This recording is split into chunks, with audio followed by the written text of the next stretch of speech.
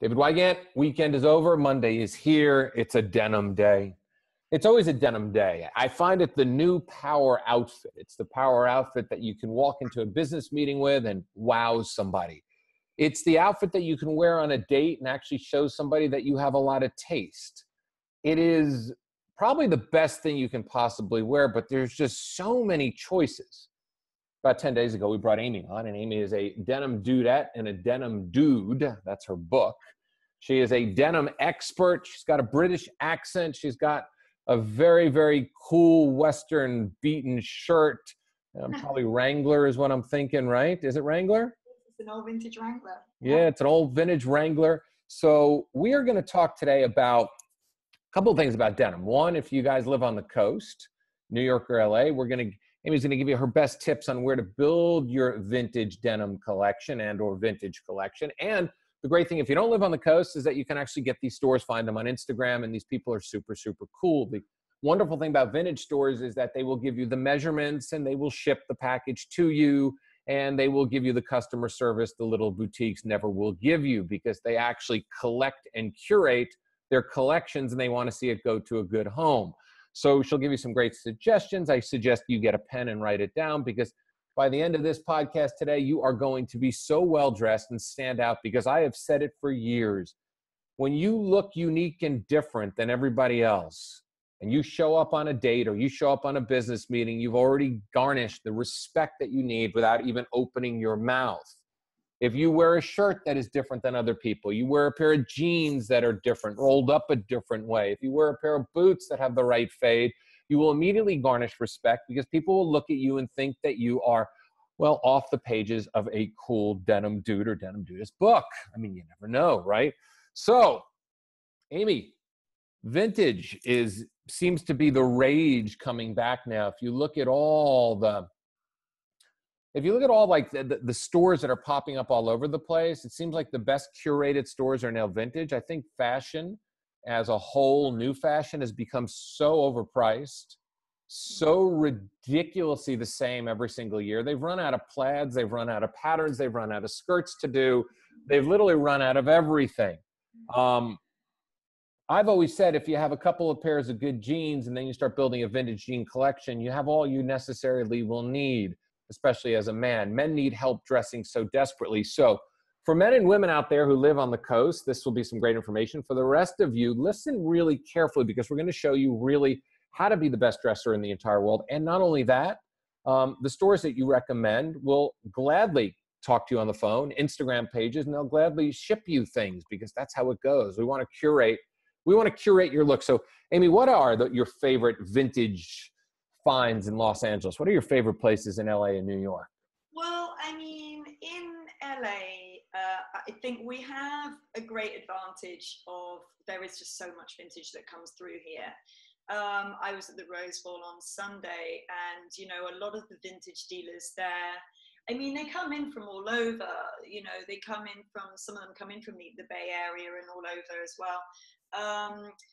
And, you know, a lot of those dealers, they may not necessarily have a brick and mortar store, or, you know, they'll have an Instagram feed, like you said.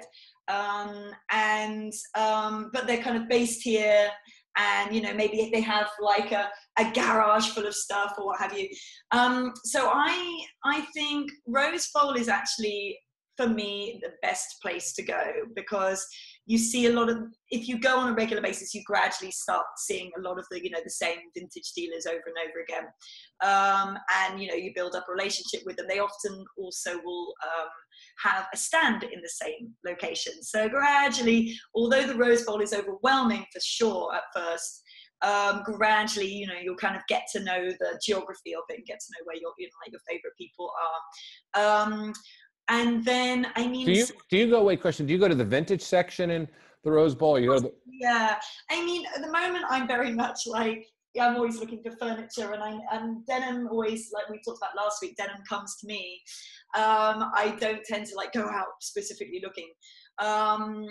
So from that perspective, I mainly go to, you know, the area which is the mostly furniture. But if you go across the bridge to the very end field, that's where, you know, all of the top end vintage dealers are. And it's funny, even last week I spent a lot of time in the first field with the furniture, and that has apparel as well.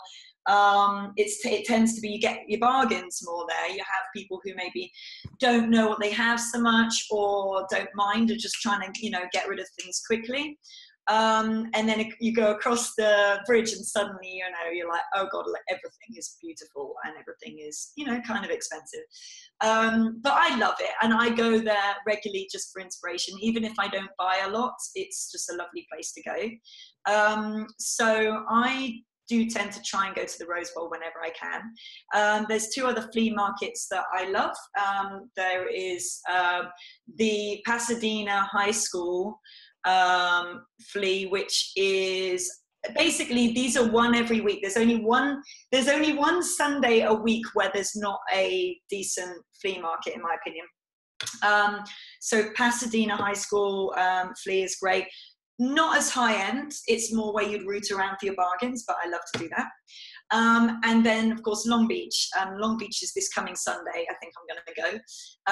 You do see some of the same vendors there. And again, it's a little bit more relaxed. I'd say Rose Bowl is where all the serious guys are. And it's where all the Japanese guys with stores in Japan, they'll fly in for the Rose Bowl and buy stuff and take it back.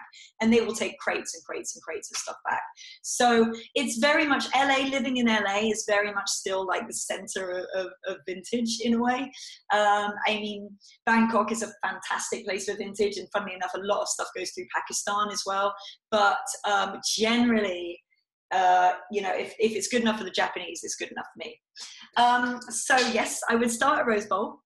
As far as vintage stores are concerned, there's a great one. There's a guy who sells, it's called Moth Food on his Instagram feed. Moth Food, huh? Moth Food, yeah, which I think is a fun name. And he does quite a lot of workwear and denim, and he is based, there's this wonderful store it's sort of in Frogtown, really, sort of between, it's kind of like, kind of Glendale way, kind of, you know, it's in a funny old place. Yeah, I would say Frogtown is the nearest. And that is called Please and Thank You Store. And funnily enough, the guy from Moth Food has a space at the back of the Please and Thank You Store. That's where a lot of, I'm talking kind of like the people who buy vintage for stores. So it's like the people behind the people, if you like. It's reasonable prices, but it's appointment only. But they have, what's great about Please and Thank You Store is they have regular pop-ups where they'll kind of go, hey, we're open for business. We have a pizza oven. We have a few of our friends who are vintage dealers who are like going to camp out in our parking lot, and they'll have these open days for the public. So yeah, I really rate those guys, and it's where I have actually, funnily enough, seen stuff in stores that I know they've got from Please and Thank You. That's funny. I want to check that out. That's so funny. I've heard that a couple of times from people. Yes. You know, Please and Thank You. Yeah. You talked about Lee. She has recently got a lot. I'm not going to say anymore. She's got a lot of Deadstock Lee. She's come into some Deadstock Lee, let's just put it that way. So there's a lot of Deadstock Lee in her store at the moment, and I don't know where she's got it from, but she's you know, the vintage equivalent of winning the jackpot, if you like. So she's quite excited about that. So if you're into your Lee and you're into Deadstock, get up there. So yeah, those. I'm trying to think where else I like going vintage shopping. LA. I mean, I mostly do all of my stuff at the markets, but I mean, even the Silver Lake, funnily enough, down here in Silver Lake, they have a farmer's market, and they have a few vintage dealers there. And again, you're seeing the same girls and guys that you'd see at Rose Bowl. So they kind of do a bit of a circuit. I'm actually going to go to that Silver Lake market on Saturday, the one at the elementary school, right? No, that's not that good, apparently.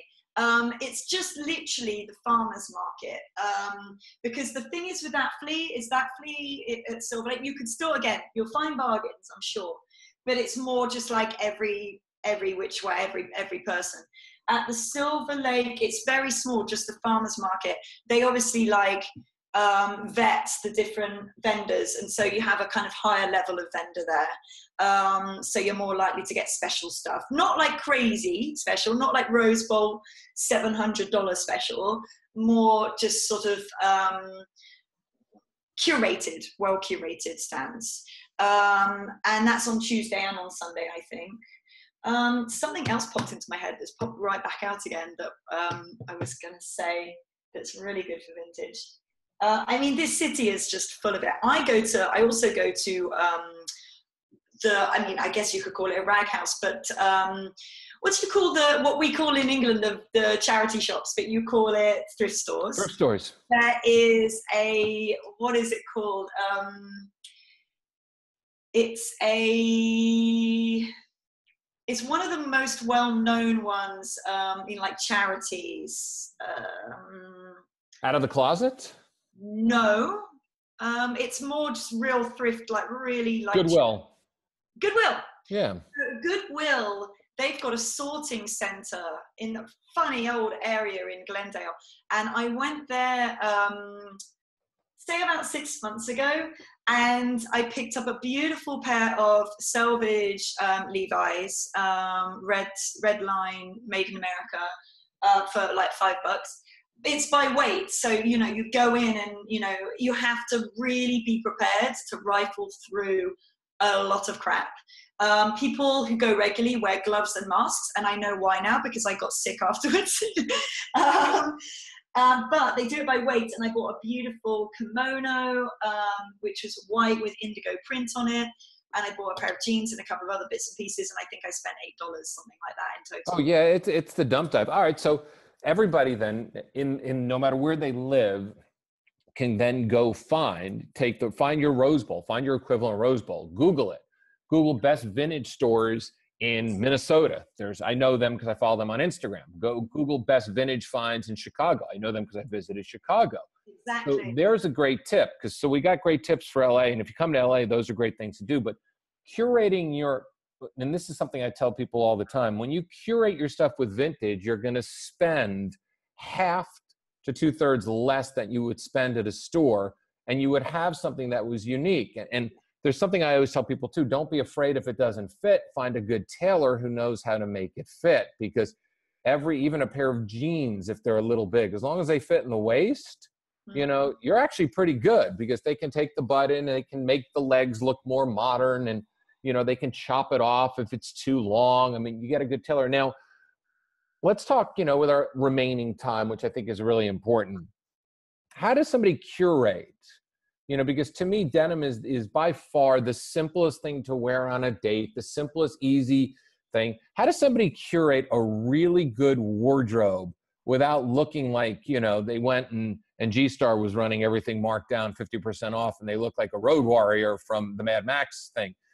Jeans are very, I was at Veggie Grill the other day, and this guy was wearing a knockoff on True Religions, and he had a great shirt, and he had a pair of Chuck Taylors on, and he had a cool watch on, and he had these horrible jeans on, and I almost wanted to, and he had a nice haircut, and somebody told him that things with big, huge pockets and ugly, oversized white stitching look good, sure, in 2001 for a split second. So how does someone curate a really good collection living in the middle of the country? How should denim fit on a man? I think I want to tackle that because that's really important. Well, I mean, what you're talking about is a really tricky one because it's down to taste level. And of course, everyone's different and everyone has their own idea of what is great taste and what isn't. And unfortunately, if we could make everyone dress how we want them to dress, we'd love it. But, I guess what makes us diverse is positive. I think, I work in trends and I work in denim specifically in trend. And I honestly think the best dressed guys out there are the guys who maybe wear something quite classic, not too fiddly, not a lot of details. And like you were saying, I hate those, back pockets with the terrible top stitching. I think we both know what brand we're talking about. Or yeah, of course, the G-Star looks. It's not particularly my taste. I would say a classic pair of 5-pocket jeans, you know, something classic like Levi's. At the moment, you know, they can do no wrong. Everyone's buying, if they're buying vintage, they're often buying vintage Levi's, vintage Lee, or vintage Wrangler. So they're keeping it classic. So in my opinion, that rule should be transferred when buying new, keep it classic. And then as far as fit is concerned, I mean, yes, there are tailors out in LA. There's actually quite a lot of tailors because, of course, this city is made up of denim designers and manufacturers. So, of course, we're spoiled for choice as far as that's concerned. So, yes, you can get a jean tailored to fit you, but I honestly think out there are a lot of retailers and a lot of brands who put out some really, for a guy, a basic classic, I mean, a Levi's 511, which is slim but not too skinny, or even a classic 501 or a 501 CT kind of vibe, slightly tapered, good fit on the butt, good fit on the thighs. I mean, you can't go wrong. A classic pocket, no, not too fiddly, you know, not too much, not too many bells and whistles going on. Again, as far as wash is concerned, if you're buying new, a classic kind of 90s wash down stone wash is great, or keep it raw and wash it and wear it in yourself. I think the simpler the better. In my opinion, a pair of jeans, yes, it can look absolutely badass if you've worn it from scratch for 6 months, and you've got all the amazing fades. But if you're not a denim head and that's not your thing, honestly, the more invisible in a way a jean is, the better. You know, it's like a classic white shirt. Keep it simple, keep it clean, and you can do no wrong. I think it's when people get over fussy or over fashion that things start to go a little bit south. What about for women? Now that we covered men, what about for women? Because women will get over fashioned. You know, it's like the rip. Rips to me should be natural rips and then patch them up, not look like you're living with a lion, and the lion shredded those jeans into 17 different pieces, and you ran out the door and you spent $250 to look like you were raped at the zoo. I mean, you know. Funny. I mean, okay, I would say in women's it's very different because there is, there are trends and there is fashion and there's fashion denim, and of course at the moment the big thing is sort of remade and putting things together again, like patch and rebang, like Vetements from Paris has really sort of like kickstarted that trend. And again, I've seen that over fussy and I've seen it done subtly and beautifully. When we talk about vintage, a company that's probably worth looking into is a company called Shop Redone. And they actually take vintage Levi's and they remake them, retailor them for the modern woman. So for a woman out there, because I understand that vintage can be daunting, you do have to rifle through a lot of jeans and try on a lot of jeans and really talk to, like you were saying, talk to your vintage dealers and talk to your, the vintage stores and get advice. But it's still intimidating walking to that vintage store and not knowing where to begin. So what Shop Redone have done is they've got a load of old vintage Levi's, and they make something like 5 or 6 different fits, and you can literally it's modern sizing, all of that stuff. They collaborated with Levi's on this actually because they were doing it for a few seasons and only using Levi's, and then Levi's were like, hello, remember us, and they collaborated. I think they kind of were forced to collaborate, to be honest. So they're a really great brand if you're like worrying about vintage, but you want to wear it and you love the look, but you're nervous about it. I also, another store that I didn't mention earlier, she's a really great girl as far as looking you up and down and knowing what fit will work for you.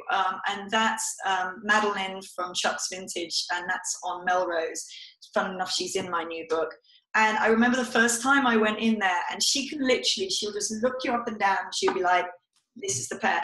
And you'll end up trying on 5 or 6 other pairs, but you'll always go back to that first one. She's pretty expensive, but every jean that I've bought of her, I've ended up wearing and wearing and wearing. So it's kind of like, it's been worth it.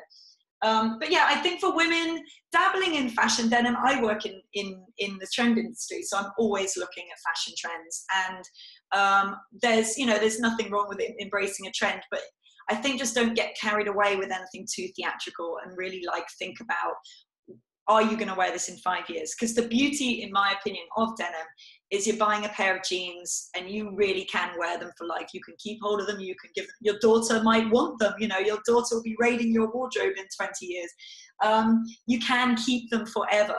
They can become heirlooms. So with that in mind, just err on the side of caution as far as all those rips are concerned. I think that's good. And also err on the side of caution of washes, because a vintage pair of Levi's that is bleached out looks great.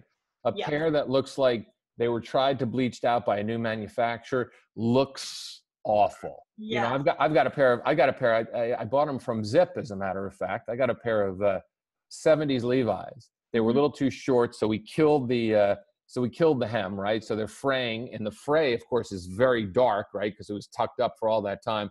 They've got a bird patch on the back that somebody stenciled in the 70s. They're light as can be, like only a pair of Levi's can fade. And every time I put them on, somebody will always stop me and go, "Oh my God, those jeans, you know, how did you get them like that?" I said, "They're like 50 years old. I didn't get them like that. I bought them like that." So there's a big difference, you know. Light jeans look good when they're old. Yeah, when they've got there naturally.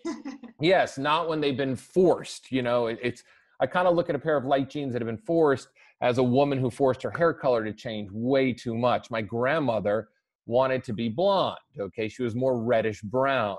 So after dyeing it all those years, right, it never was brown. It turned orange. You know, because you can't. There's certain, you know, she went to the cheap hair dyer too. And I used to look at her all the time and said, "Grandma," I said, "you know, you're forcing this color upon you. And instead of going for the good hair colorist, you're going for the bad hair colorist." And I remember having these conversations as a kid because I was into fashion as a kid.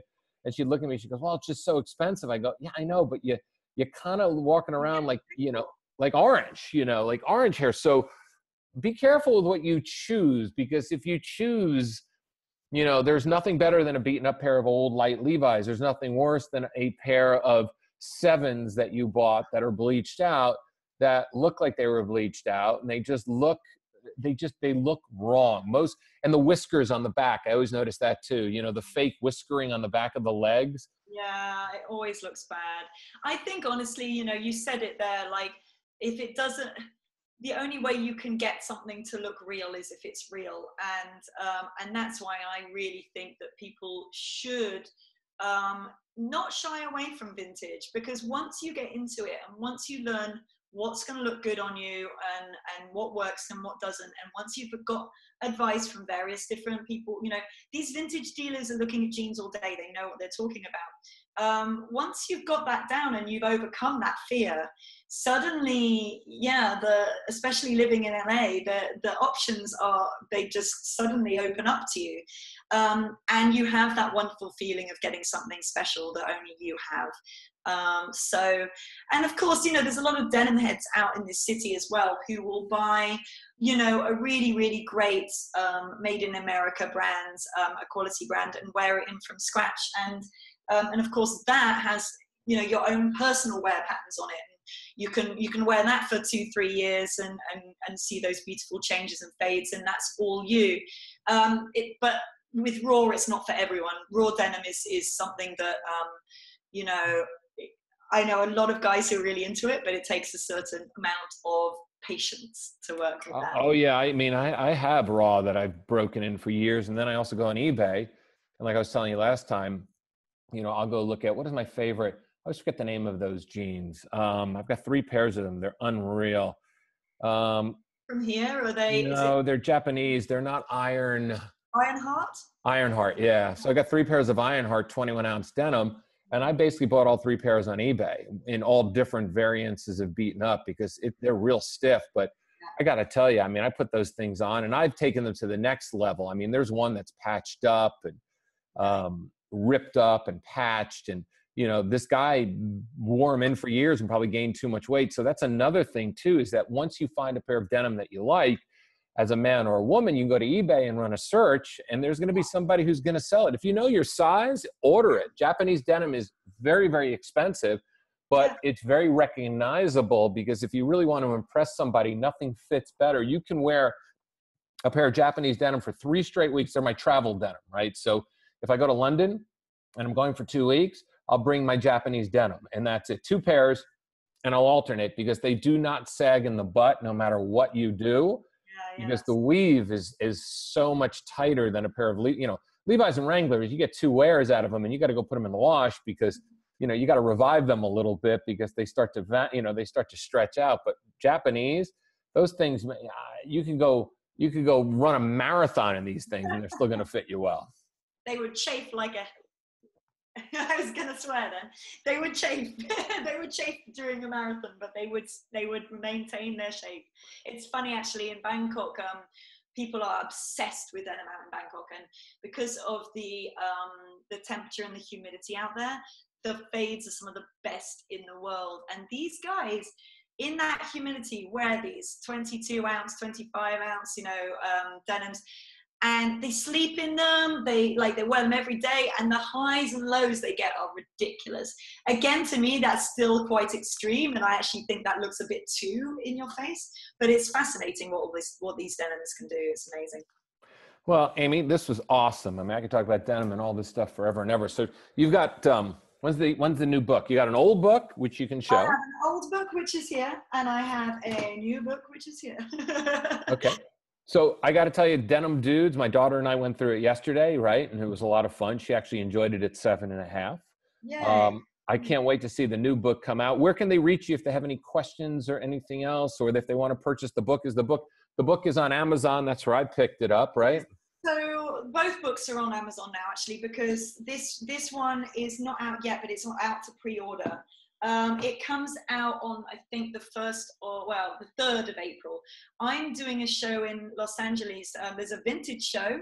It's more women's focused, but it's fantastic, called A Current Affair. Oh yeah, you're doing that. It's in April, right? April the 7th and 8th. And I will be there doing a book signing both days.